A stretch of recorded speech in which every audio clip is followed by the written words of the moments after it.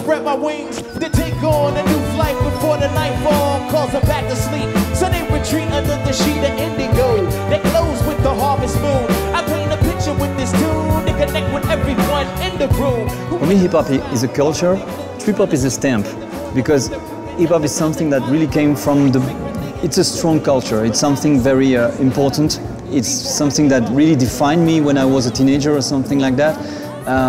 About the trip-hop, for me, with all respect due, it is just a stamp, like, you know, a moment in the mid-90s where you had, or in the middle, the beginning of the 90s, like you had like a Massive Attack, Portishead, all those bands arriving, and people needed to put a stamp. And most of the time it was some people coming from the hip-hop culture, like the guys from Massive Attack, Jeff Burrow from Portishead. Those guys, they were coming from the hip-hop, and they were just expecting to open the doors, like being influenced by jazz, rock, whatever. I think that's all about that, just opening the doors, making a music that is inspired by any kind of stuff.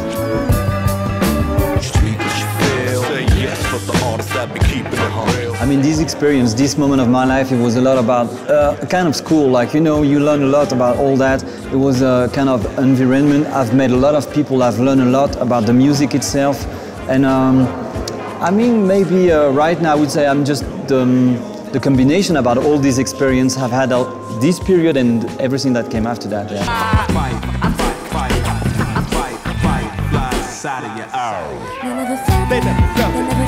I gotta say that I'm very honored to be there, to do this kind of project in Colombia, because that's the first time in the whole America I got the opportunity to make it happen.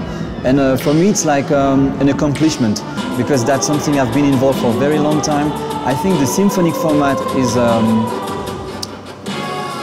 yeah, it's working very well with my music. I do believe, because usually on stage when I got my usual formation, I already got like the cello, the flute, the violin, and the arrangement. Everything I'm doing is a lot about the baroque or things like that.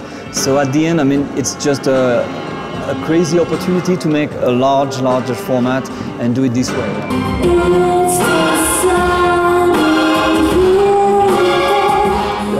As soon as I'm back from Colombia, I got a few things to do with the release of this Phonovisions project that is going to be released in early November. After that, I'll go back to the studio for a new album.